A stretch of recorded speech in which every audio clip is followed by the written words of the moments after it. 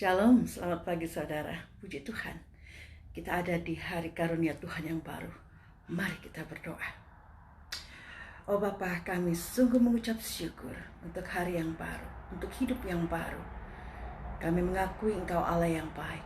Engkau selalu baik. Engkau menyediakan segala sesuatu yang baik. Terima kasih Bapa untuk hari yang baik hari ini. Kami percaya segala sesuatu pada hari ini Tuhan boleh berjalan sesuai dengan rencana Engkau. Engkau berkati segala sesuatu yang kami lakukan. Terima kasih Bapa untuk pagi ini. Kami kembali mau dengar firman Tuhan. Berfirmanlah ya Allahku. Kami siap dan sedia untuk mendengar. Di dalam nama Tuhan Yesus. Amin. Puji Tuhan. Mari kita pujikan. Kalau ada kesalahan sana sini, mohon dimaklumi karena saya baru pindah kamar lagi, pindah tempat lagi, dan kadang-kadang konsentrasi terbagi. Ya, takut kalau kekencengan nanti neighbor komplain karena masih pagi ya. Jadi ya dimaklumi. Mari kita pujikan Tuhan. Saya mau iring Yesus.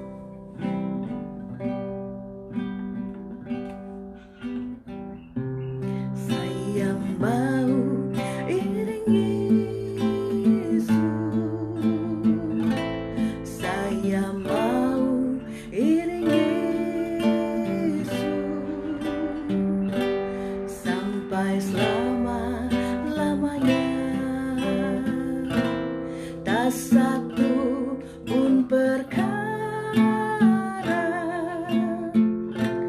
tundukkan iman saya.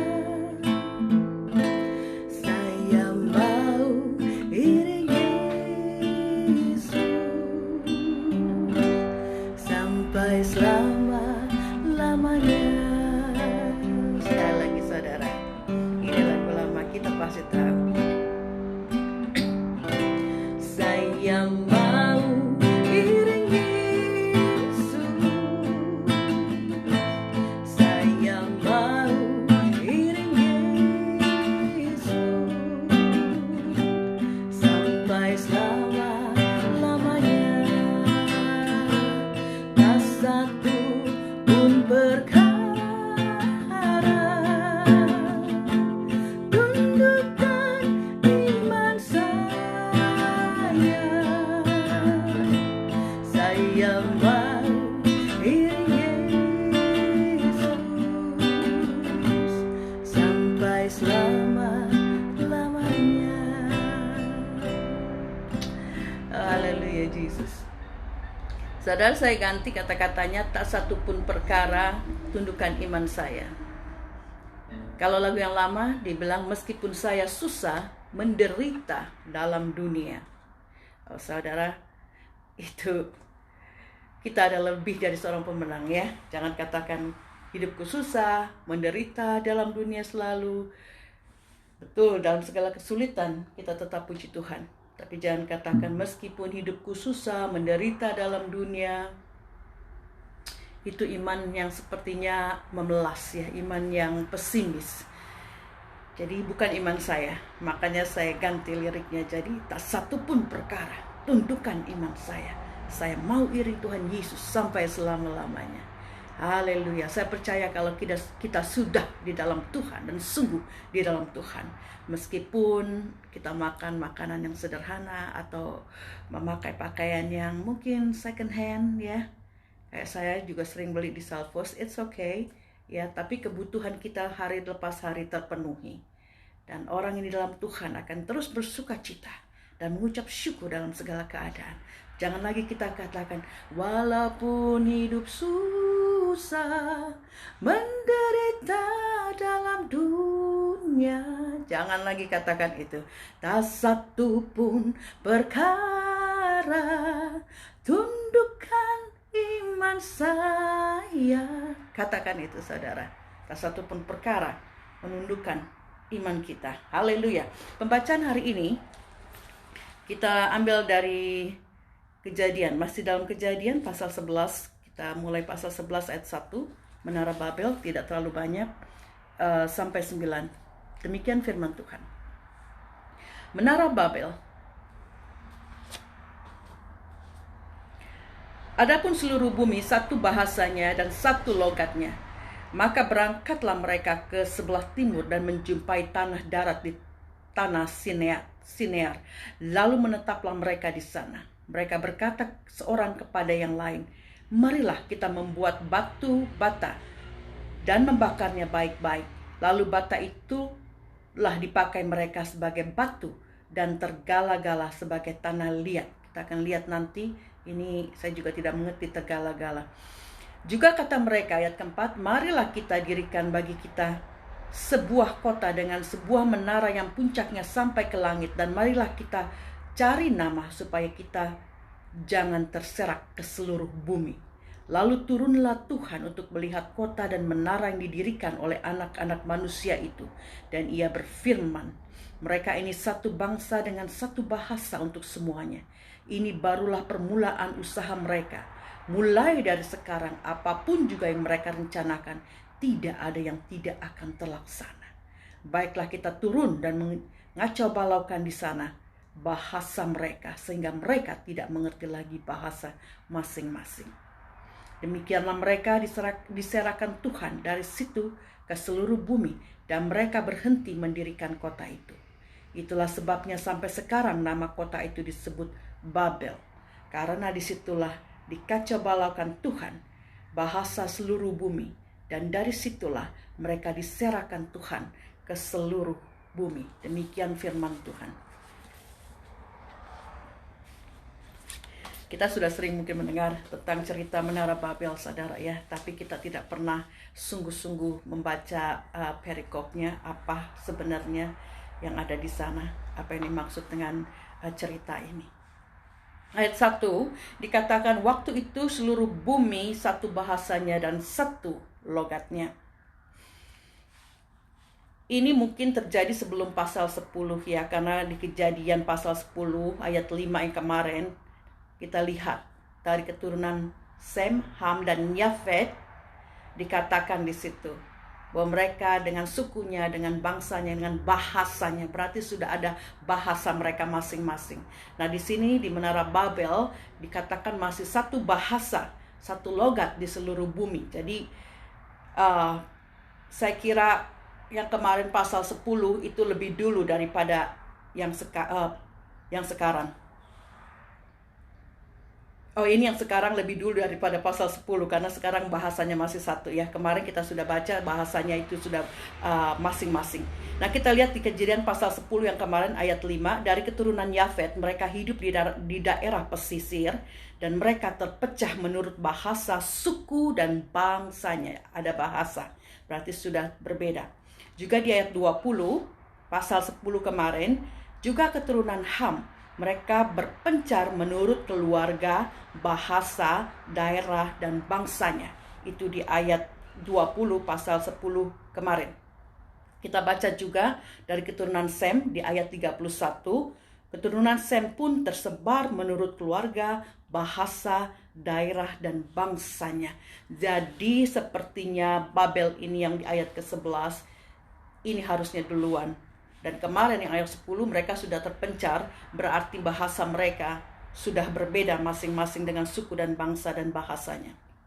Ayat kedua, maka berangkatlah mereka ke sebelah timur di tanah Sinear, dan mereka menetap di situ. Tanah Sinear menurut catatan kaki di dalam Alkitab ini berhubungan dengan daerah Babilonia kuno ya. Dan dikatakan mereka bergerak dari pegunungan Ararat. Kita masih ingat pegunungan Ararat di mana Bahtera Nuh itu terdampar. Pegunungan Ararat itu saya lihat ya, dia ada di daerah Turki. Daerah Turki ya, di situ mereka bergerak ke arah timur, dikatakan ke tanah Sinear. Tanah Sinear itu ada di Irak.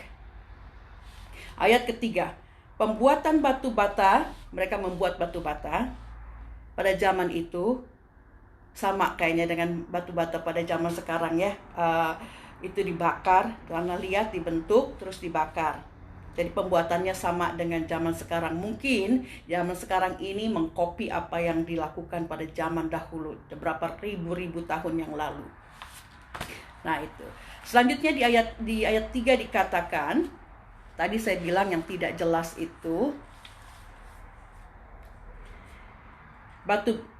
mereka berkata seorang kepada yang lain, marilah kita membuat batu bata dan membakarnya baik-baik. Lalu bata itulah dipakai mereka sebagai batu dan tergala-gala sebagai tanah liat. Kalau kita baca di sini, saya tidak mengerti sama sekali apa maksudnya yang bagian B ini. Tapi kalau kita baca di Alkitab itu jelas. Di Alkitab bahasa Inggris maksud saya. Alkitab bahasa Inggris sangat jelas. Di Alkitab bahasa Inggris dikatakan they had bricks for stone and they had asphalt for mortar.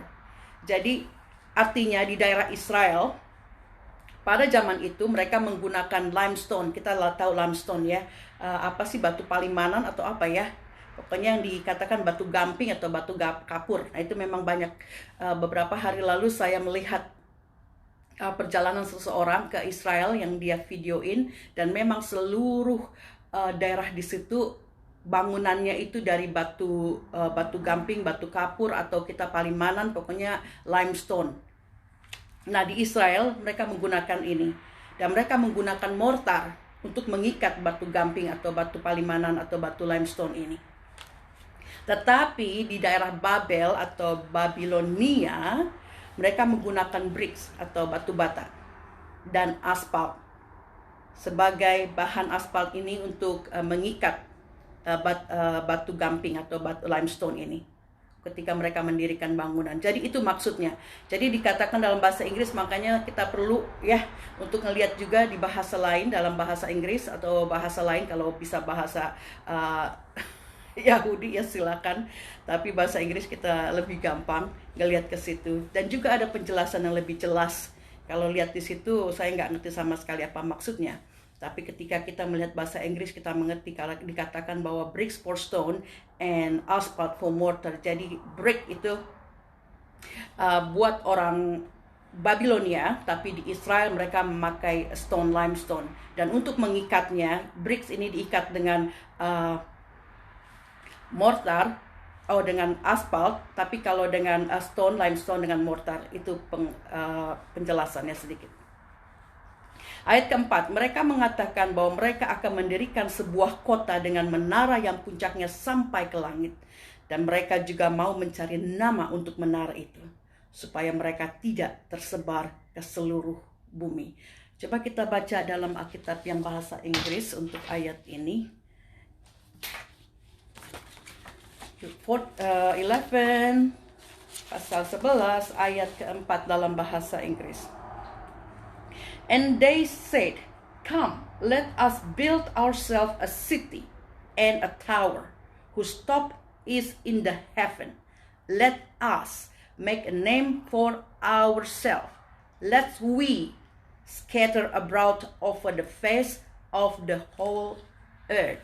Ya, kalau kita lihat di dalam bahasa Inggris ini banyak sekali ada kata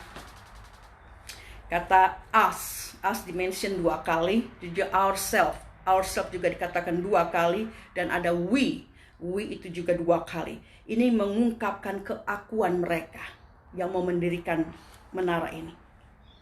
It is about themselves. Mereka tidak mention ada orang lain atau Allah atau apa, tapi we as ourselves, jadi tentang mereka. Ini menandakan kebanggaan dan ambisi mereka pada waktu itu. Dari ayat 4 ini kita bisa melihat pemberontakan orang-orang ini kepada Allah. Allah menyuruh berfirman kepada Nuh dan anak-anaknya untuk beranak cucu dan bertambah banyak dan memenuhi bumi. Tetapi mereka malah mau membuat menara. Ya, ada 3 pemberontakan. Pemberontakan pertama, mereka mau membuat menara. Suatu menara yang puncaknya sampai ke langit dikatakan. Mungkin dalam pikiran mereka dengan menara yang tinggi, mereka bisa semakin dekat dengan daerah kekuasaan Allah. Mau menyaingi daerah kekuasaan Allah. Karena mereka pikir Allah tinggal di atas sana, ya. Tapi sebenarnya saudara, ketika saya baca untuk apa sih Menara Babel mereka dirikan, di catatan Wikipedia itu menara itu didirikan dan mau didedikasikan untuk penyembahan kepada dewa mereka, Mesopotamian God, ya, dewa Mesopotamia yang bernama Marduk. Nah, itulah kenapa mereka mendirikan itu. Jadi juga menara yang tinggi ini juga dengan maksud mungkin untuk menantang atau menyaingi Allah, karena mereka pikir Allah ada di sana, nih kita bikin aja menara yang tinggi, ya. Dan ya, itu yang saya dapat dari Wikipedia. Mereka mengadakan itu untuk menyembah atau untuk mendedikasikan kepada dewa mereka, Mesopotamian God yang bernama Marduk. Yang kedua, mereka mendirikan menara yang tinggi. Pemberontakan yang kedua, mereka mengatakan bahwa mereka akan memberi nama pada menara itu menurut keinginan mereka sendiri. Ini menandakan suatu usaha untuk pemuliaan diri mereka. Ya, kita tahu tadi sudah dibaca untuk memberikan nama kepada menara itu. Ya, menara itu dinamakan Menara Babel. Yang ketiga, pemberontakan ketiga, mereka mengatakan supaya mereka jangan tersebar ke seluruh muka bumi. Ini suatu pemberontakan terhadap rencana Allah yang menyuruh manusia untuk memenuhi bumi. Allah selalu berfirman, berkembang biak, penuhi bumi. Tapi mereka tidak mau, mereka terserak. Mereka katakan kita satu bahasa, kita jangan sampai terserak ke seluruh bumi. Suatu pemberontakan lagi dari rencana Allah. Ayat ke-5 sampai ke-6, Allah kemudian turun untuk melihat kota dan menara yang telah dibuat oleh anak-anak manusia itu. Dan Allah mengatakan juga, Dia berfirman bahwa sejak saat itu tidak ada lagi mereka atau manusia yang usahakan atau lakukan yang akan ditahan dari mereka. God give them the choice. Mulai saat itu dikatakan segala usaha yang dilakukan tidak akan ditahan dari mereka. Allah menyerahkan kepada kehendak manusia. Ada option. Allah memberikan option buat manusia memilih. Ya, tidak akan ditahan usaha yang dilakukan oleh manusia. Nah, Allah menyatakan kekecewaannya dengan demikian. Ayat ke-7, baiklah kita turun dan mengacau balaukan bahasa mereka sehingga mereka tidak mengerti lagi bahasa masing-masing. Allah mengatakan demikian. Kita lihat di sini Allah mengatakan us, kita. Karena dari semula ketika Allah menciptakan langit dan bumi, dalam bahasa Inggris jelas ya, kita atau us. Allah menciptakan langit dan bumi, pada awal pun Dia sudah mengatakan us, kita. Allah, Roh Kudus, dan Yesus. Kalau pada penciptaan awal dikatakan, mari kita menjadikan manusia menurut rupa dan gambar kita. Berarti ada 3 Tritunggal sudah di situ. Dan mungkin kalian bertanya, Yesus belum ada pada perjanjian lama. Dia baru ada di perjanjian baru. Jadi gimana Tritunggal ini pada masa penciptaan? Saudara, pada Yohanes 1 ayat 1 sampai 3, saudara bisa baca di rumah. Dikatakan bahwa pada mulanya adalah firman. Firman, word dalam bahasa Inggris, dan firman itu sebenarnya Yesus. Dan the word atau firman itu bersama-sama dengan Allah. Dan firman itu menjadi manusia, yaitu Yesus. Jadi firman Yesus itu sudah ada ketika penciptaan.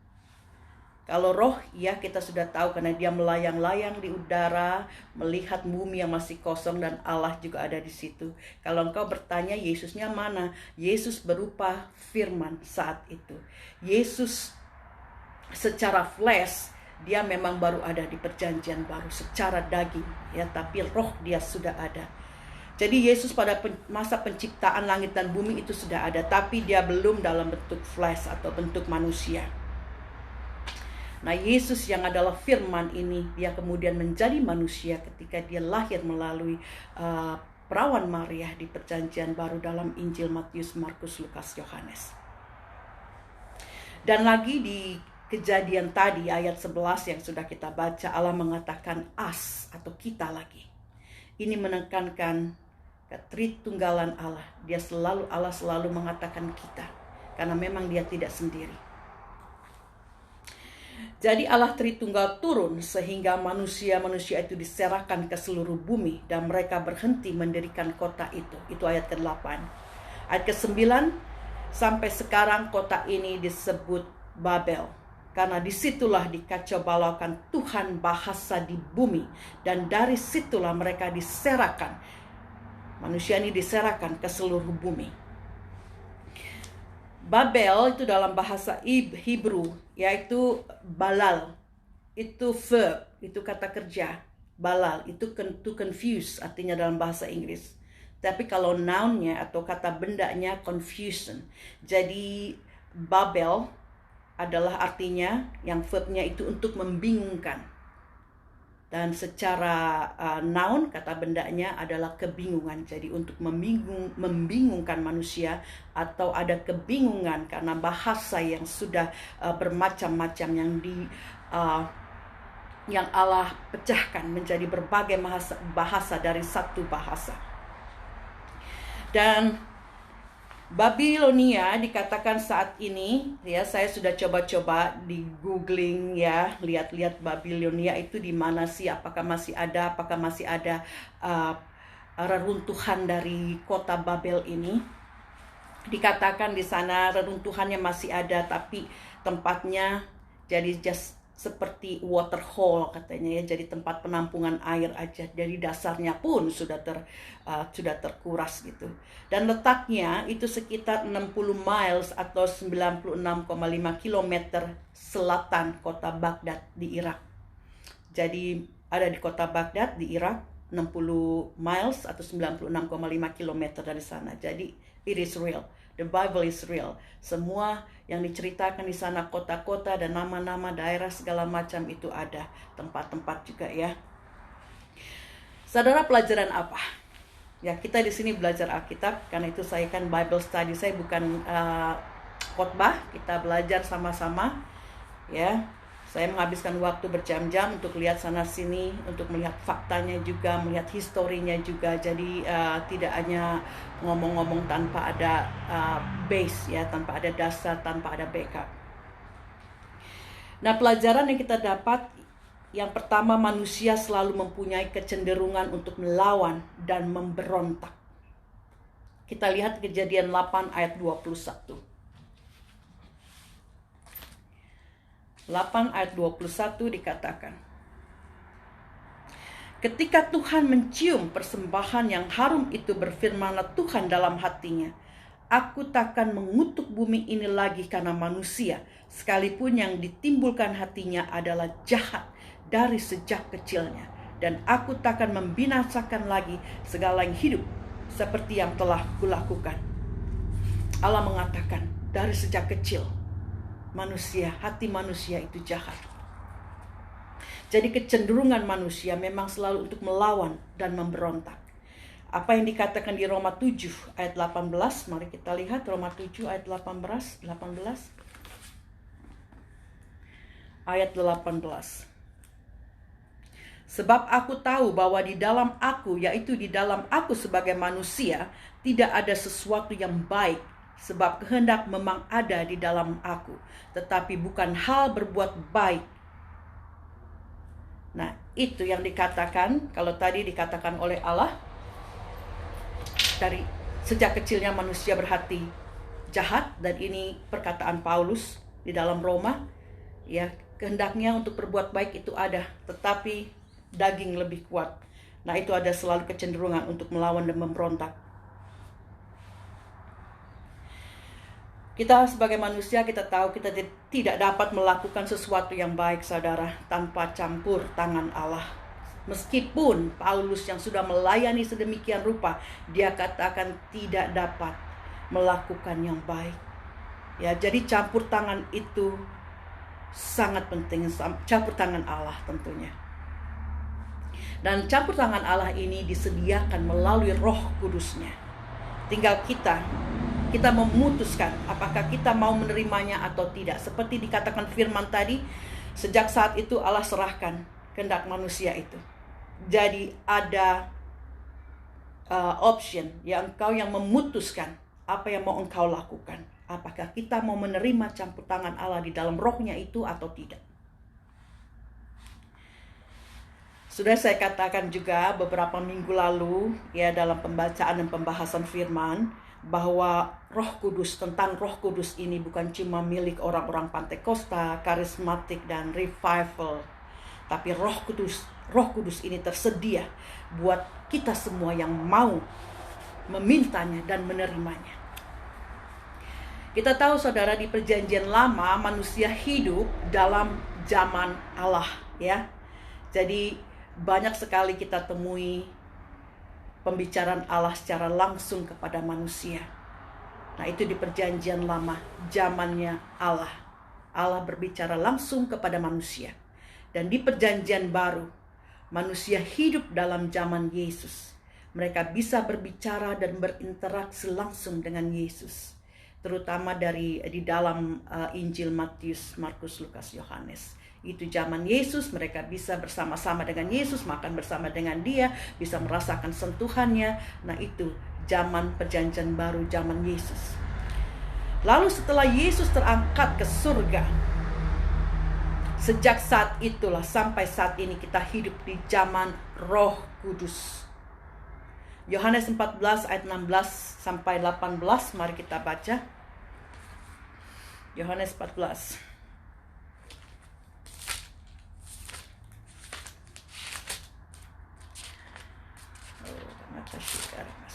Saya belum persiapin ini, jadi ya oke. 16:18. Aku akan minta kepada Bapa dan Ia akan memberikan kepadamu seorang penolong yang lain, supaya Ia menyertai kamu selama-lamanya, yaitu Roh kebenaran. Dunia tidak dapat menerima Dia, sebab dunia tidak melihat Dia dan tidak mengenal Dia, tetapi kamu mengenal Dia, sebab Ia menyertai kamu dan akan diam di dalam kamu. Sampai 17 saja saya bacakan. Itu Roh Kudus. Dia diam di antara kita, di dalam kita. Jadi ini adalah zaman Roh Kudus, saudara. Jadi kalau dalam gereja Protestan ya, saya latar belakang Protestan. Jadi juga ada gereja-gereja lain seperti Baptis, Anglikan, juga Presbyterian. Mereka mungkin sering menyebut Roh Kudus. Tapi untuk really embrace Roh Kudus itu sepertinya kurang ya. Dan juga dalam gereja Katolik, saya tidak tahu kalau Katolik yang ortodoks, tapi dalam Katolik yang karismatik saya percaya mereka percaya lebih banyak kepada Roh Kudus daripada yang ortodoks ya. Ya, saya percaya mereka semua percaya kepada Roh Kudus. I believe that gitu. Tapi seberapa porsinya mereka percaya? Seberapa banyaknya mereka merangkul Roh Kudus ini? Kalau bisa dikatakan, karena dari saya Protestan, saya sering juga ke gereja Protestan, jadi kita juga belajar, saya tahu jadinya kalau di proporsi orang-orang Protestan, mungkin juga Baptis, Anglican, dan Presbyterian ya, yang masuk dalam Protestan ini, mereka percaya penuh, yes, 100% kepada Allah, 100% kepada Yesus, tapi Roh Kudus porsinya kayaknya kurang dari 50%. Mereka jarang membicarakan Roh Kudus. Mereka jarang mengencourage ya untuk hidup di dalam Roh Kudus. Mereka katakan hidup dalam Roh Kudus, tapi dalam bentuk yang bagaimana itu tidak dijelaskan lebih lanjut. Tapi yang Pantekosta, karismatik dan juga revival, kita lebih lagi menghidupi Roh Kudus itu. Kita tahu dalam setiap saat kita tidak bisa lepas dari Roh Allah, karena dikatakan di dalam Alkitab juga, Dia diam di dalam kita. Dia diam di dalam kita. Ya, kita semoga saat ini ada pembaharuan pada gereja-gereja, jadi kita juga memberikan porsi yang sama untuk Allah Bapa, Tuhan Yesus, dan Roh Kudus itu 100% sama-sama.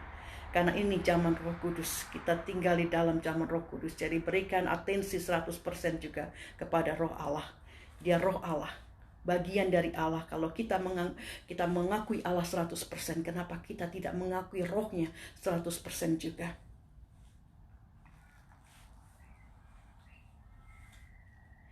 Jadi kita tahu dari situ bahwa Allah dikatakan dalam Alkitab berkali-kali kita, us, let us.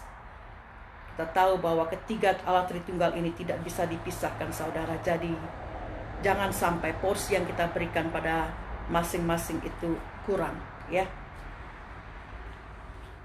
Dan satu lagi, kalau kita sering, ya, ada juga selentingan yang kurang, yang ya tidak bagus lah. Kalau kita sering bicara tentang Roh Kudus, orang-orang mungkin berkata, itu mah ada di karismatik gitu. Oh, you are Pentecostal, you charismatic gitu. Ada sedikit seperti itu. Sebenarnya makanya saya bilang untuk yang Protestan, Katolik, dan semua kita yang percaya Tuhan Yesus, kita percaya ke Tritunggalan Allah.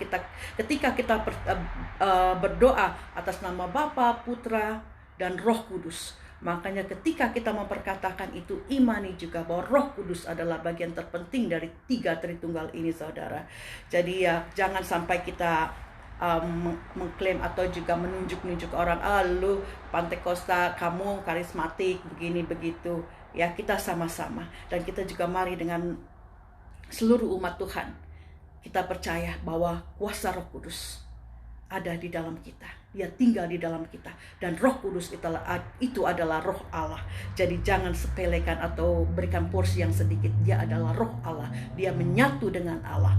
Jadi kalau kita sudah percaya Allah 100%, percaya Yesus 100%, percaya juga dengan Roh Kudus, kehadiran Roh Kudus. Jadi kalau ada orang yang bisa berbahasa roh dan segala macam, jangan juga kita menyindir atau segala macam, ya.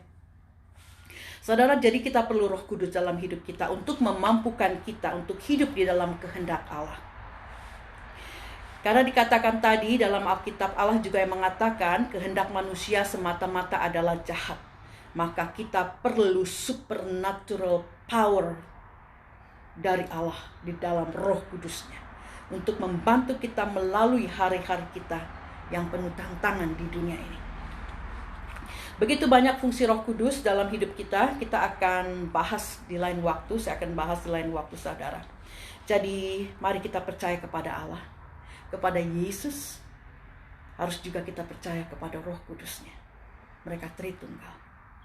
Kita berikan porsi yang sama kepada Roh Kudus. Jadi jangan lagi kita membeda-bedakan agama, maksudnya sekte, bukan sekte ya, bagian-bagian gereja, Kristen ini, Kristen itu, ya. Kita satu di dalam Tuhan. Kita satu, seperti kemarin saya bacakan untuk pembacaan kemarin, kita satu dari bapak moyang yang sama, ya. Dari bapak moyang yang sama, kita semua satu di dunia ini. Dan satu ajakan lagi pada kita hari ini, mari kita merendahkan hati di hadapan Allah. Kita serahkan segala rencana kita kepada Dia.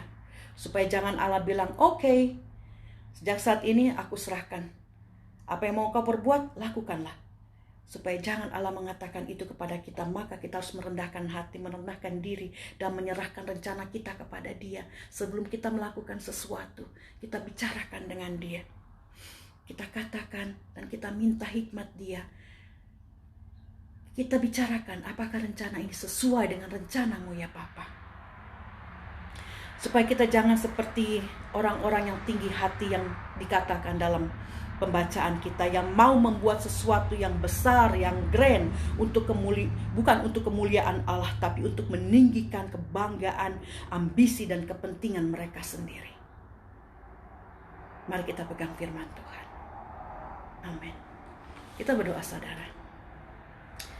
Bapa Surgawi, kami ucap syukur untuk firman-Mu hari ini, yang mengingatkan kami kembali bahwa Engkau Allah yang Esa.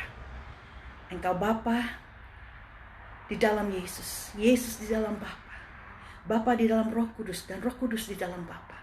Roh Kudus adalah Roh-Mu, Bapa.